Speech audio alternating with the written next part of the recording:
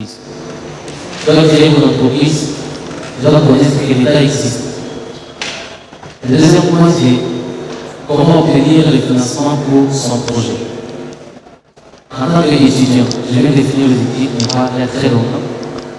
Alors, je dois avoir de l'argent pour lancer mon entreprise. Je n'ai jamais travaillé quelque part.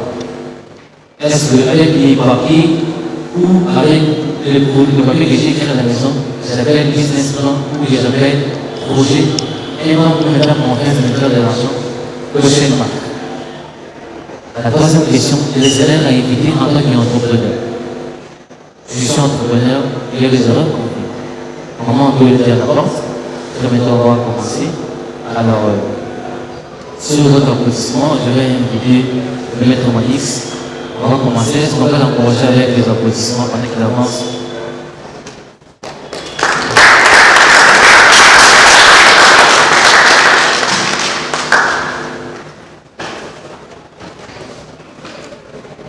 Bonjour tout le monde.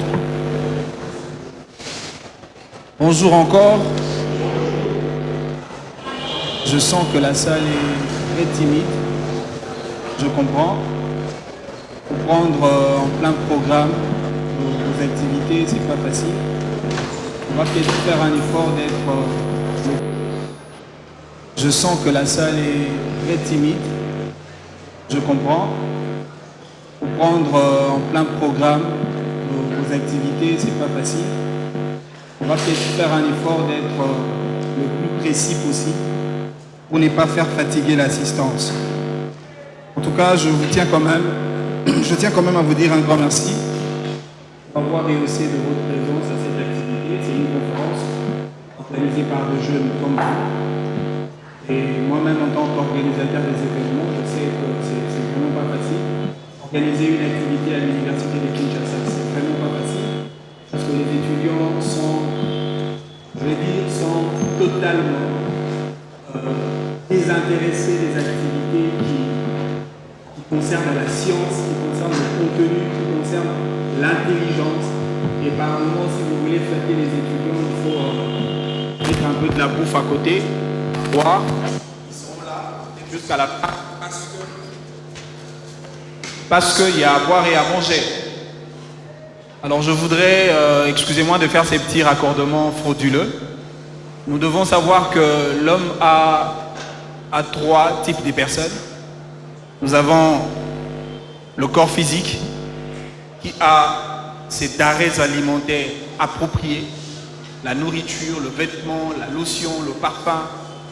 Et nous avons encore une autre dimension de l'homme qu'on appelle l'esprit, qui a aussi des denrées alimentaires importantes, parmi lesquelles il y a la science. Vous devez nourrir votre esprit avec la science pour être en bonne santé sur le plan spirituel. Et enfin, il y a la dimension de l'âme qui est essentiellement nourrie par la croyance à un Dieu, la foi et ainsi de suite. Et donc, si nous sommes là, c'est pour nourrir notre esprit, c'est pour être en bonne santé intellectuelle, en bonne santé spirituelle. Moi, je suis M. Manix Iyenda Boufaya, pour ceux qui me connaissent. Je suis un jeune acteur politique actif. Je suis juriste, je suis avocat, praticien de droit. Et en même temps, je suis coordonnateur d'un organe de gouvernance locale, école de gouvernance locale, parce que j'ai un penchant très très attaché, indéléblement attaché à la considération des entités territoriales centralisées. Alors j'ai été intéressé par les organisateurs de cette conférence pour effectivement partager avec vous sur un certain nombre de points concernant le thème principal. Vous êtes avocat, faites de l'entrepreneuriat. Vous êtes médecin, vous vous accrochez à l'entrepreneuriat. Vous êtes, je sais pas moi, maçon, technicien, ingénieur. Il faut toujours avoir un réflexe vers une activité qui peut vous apporter quelque chose pour assurer votre survie. Sinon, ce serait très difficile d'acheter un véhicule. Sinon, ce serait très difficile de voir le mariage comme quelque chose de normal, parce qu'aujourd'hui, le mariage devient un luxe. Pourquoi? Parce que le pouvoir d'achat des citoyens congolais est tellement faible.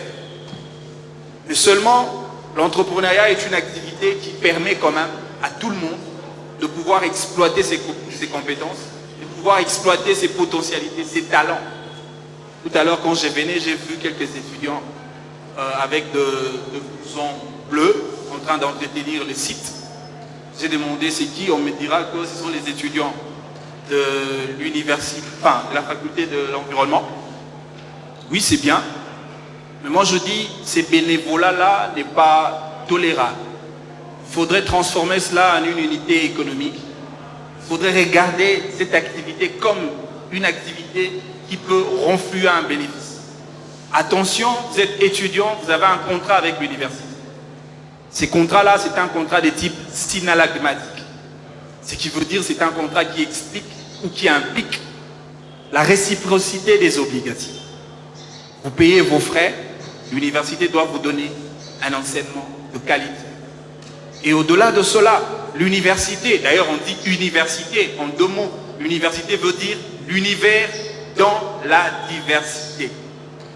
Il s'agit de diversité des domaines, de diversité des spécialités, de diversité des talents. C'est comme ça qu'ailleurs, quand on parle de l'université, au-delà de vos facultés, il y a des disciplines qui accompagnent les activités de l'université.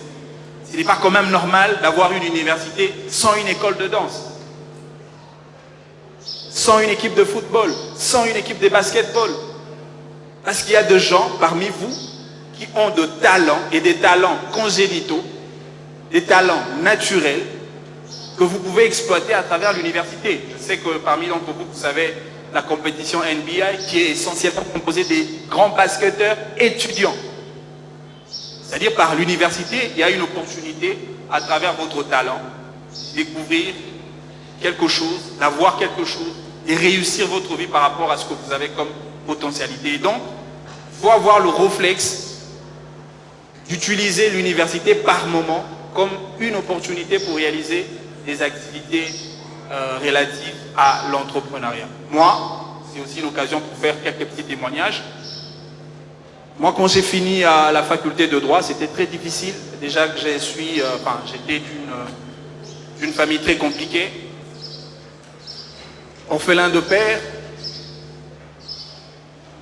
un enfant encadré par une femme qui n'a jamais fréquenté l'université, qui ne connaît pas non plus la valeur de l'université. Et quand j'avais décroché mon diplôme à Mbanda, j'ai dit à ma mère, je vais aller étudier à l'université de Kinshasa. Ma mère m'a tellement vu un ambitieux de mauvais goût, il ne m'a même pas réservé une réponse par rapport à ma demande. Elle est allée à la chambre pour faire quoi? Pour pleurer, en disant, moi, nous, aligné ma minene, ngai moute kimbisi na wenze, qu'est-ce que je peux faire pour prendre en charge ces études? C'était très compliqué. J'ai dit à maman, moi je vais étudier. Et j'ai lancé un défi à ma mère, je dis je vais étudier sans reprendre l'année. Je suis venu, c'était en 2009. La première année, on a commencé avec le test concours d'admission pour être inscrit au niveau de l'université, ici chez nous à la faculté de droit.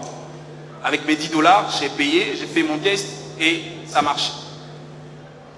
Je suis venu au home, sans parents, sans un accompagnement de la famille, avec l'esprit collégial des étudiants, on sait comment on vivait au home. On vivait comme ça. Comme vous savez, l'entrepreneuriat implique aussi la dimension de marketing relationnel. Alors pendant que j'ai été un étudiant, j'ai été très relationnel avec mes amis. J'ai béni Dieu pour avoir placé une fille qui était à mes côtés. Elle est maintenant en Europe. Cette fille-là, comme vous savez, excusez-moi le dame, très généralement les filles ont une certaine légèreté dans la façon de s'impliquer en ce qui concerne les études. Et celle-là, elle faisait partie. Alors c'est moi qui faisais tout le temps ces TP, ces interrogations, etc. Alors une fois, c'était en première année, je viens lors de la première session, je ne pouvais pas accéder dans la salle de l'examen parce que moi je n'avais pas encore pu le faire. La fille, elle est entrée, elle s'est sentie tellement seule parce que moi j'étais dehors. Elle a fait 6 minutes après, elle est sortie, elle est rentrée à la maison. Je dis mais pourquoi tu es rentrée à la maison? Souvent elle venait avec son véhicule, j'ai vu sa voiture en train de partir, je l'ai appelée, pourquoi tu es rentrée? Elle m'a dit que je ne peux pas faire l'examen sans toi. Elle est rentrée, le lendemain, elle est venue chez moi, au home, à 6 h du matin, avec l'argent de frais. Manix, toi, tu dois étudier. Je te donne ça, paye les frais. J'ai payé le frais. C'est parti deuxième année, c'est parti troisième année, je vous épargne de certains détails. Là, ce sont des questions fondamentales que vous devez vous poser pour réussir à matérialiser et à réaliser votre projet. Le cinquième point, il faut vous poser, c'est ce qui me concerne d'ailleurs, ce qui m'a été recommandé comme sous-thème de cette conférence. Vous devez choisir le statut juridique de votre entreprise. Oui, je veux faire une activité, mais cette activité aura quelle forme juridique? Et je reviendrai pour vous proposer les différentes formes juridiques que vous pouvez adopter par rapport à votre activité commerciale. Et enfin, le sixième point, c'est même la création de l'entreprise. Après avoir tous ces éléments-là, que je viens de citer tout à l'heure, vous allez finalement créer votre entreprise avec vos objectifs, avec votre détermination, avec votre foi, avec votre intelligence, avec vos capacités relationnelles. Le projet pourra être réalisé. Alors, je reviens maintenant sur le point concernant les statuts juridiques. La première des questions qu'il faut qu'on se pose, c'est quoi d'abord un statut juridique? Parce qu'on en parle. Les statuts juridiques et les cadres même juridiques selon lesquels votre entreprise existe au sein d'un système donné.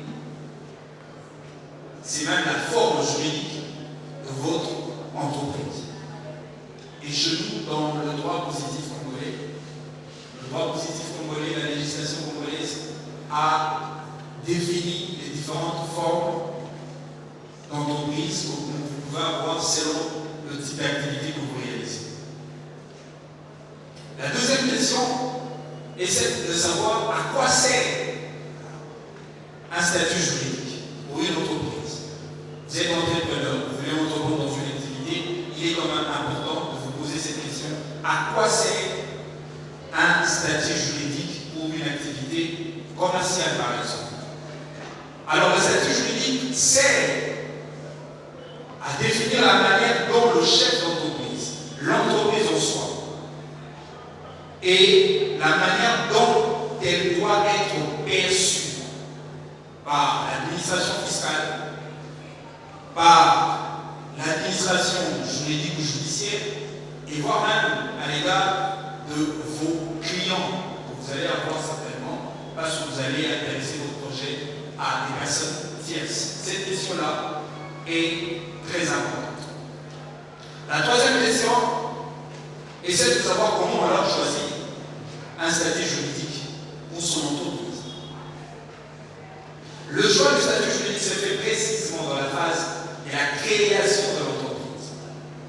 Donc vous ne pouvez pas créer l'entreprise et après vous commencez à chercher laquelle de forme juridique que je peux donner à mon entreprise. Non.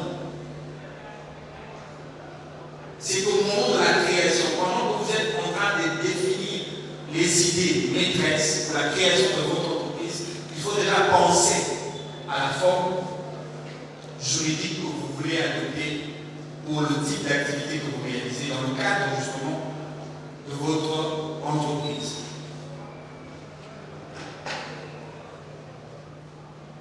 Il est vrai que cet exercice-là du choix de la forme juridique n'est pas facile pour les entrepreneurs. Mais je peux vous rassurer que c'est tellement simple à faire. Il faut juste se poser les questions suivantes pour vous assurer de la forme la plus adaptée par rapport à votre activité. Est-ce que dans ce que je veux faire comme activité, est-ce que je veux être dirigeant salarié de cette activité? Est-ce que je veux avoir une rémunération? Est-ce que je veux gagner quelque chose dans ce que je veux faire? Ou simplement, je veux avoir le statut d'un travailleur non salarié. Cette question vaut son pesant d'or et elle va vous aider justement à savoir lequel type de forme juridique que vous pouvez adopter pour votre entreprise. Une autre question, est-ce que je crée ma société seule ou avec les autres personnes? Vous voulez créer une société, posez-vous la question de savoir est-ce que vous voulez créer cette société seule, comme le seul associé, ou vous voulez approcher les autres personnes. Cette question vous aidera justement à savoir quel type de statut juridique que vous pouvez adopter pour votre activité. Une autre question, est-ce que la création de mon entreprise demande un investissement important? Est-ce que j'ai un patrimoine à protéger? Vous voulez faire une entreprise? Est-ce que vous avez le moyen? Est-ce que la portée de votre activité, de votre projet, impliquera un fonds capital important? Vous devez réaliser ça pour permettre d'avoir une forme juridique correspondante à votre activité. Alors, je passe directement au point suivant, sur les différentes sortes même des statuts juridiques prévus selon la législation congolaise. En application des dispositions de l'acte uniforme de l'OHADA relatif aux droits de société commerciale et du mouvement d'intérêt économique, le forme juridique des entreprises en vigueur en République démocratique se présente de la manière suivante. Nous avons premièrement le type d'entreprise qu'on appelle les entreprises individuelles. Faudrait-il savoir qu'est-ce qu'on entend par une entreprise individuelle? C'est la forme juridique la plus répandue et plus simple à créer d'ailleurs. Elle correspond à une activité économique développée et exercée à la limite au moins avec 2 personnes. Mais quand même, il y a une exception par rapport à ce principe-là de la constitution de ces types de sociétés à responsabilité limitée. Il y a aussi des SARL qui peuvent être créées par une seule personne. Et là maintenant, elle va avoir une connotation d'une société unipersonnelle. Je reviendrai pour vous expliquer un certain nombre de détails parce que c'est le point où c'est les types de sociétés qui me concernent le plus. Ensuite, nous avons la société en nom collectif. Je préfère d'abord parler de sociétés anonymes, les SA. La société anonyme, cette société compte au moins, ça je donne directement le critère, cette société compte au moins 2 actionnaires, sans limite maximum pour le nombre. Si l'entreprise, ça c'est une condition, est cotée en bourse, et ben le nombre d'actionnaires peut aller au moins à 7 au minimum. La responsabilité des actionnaires est limitée à leurs apports dans la société. Ça, c'est pour les sociétés anonymes. Alors, en ce qui concerne les sociétés en nom collectif, c'est une société dont l'intuito personnel est tellement fort et tellement remarquable.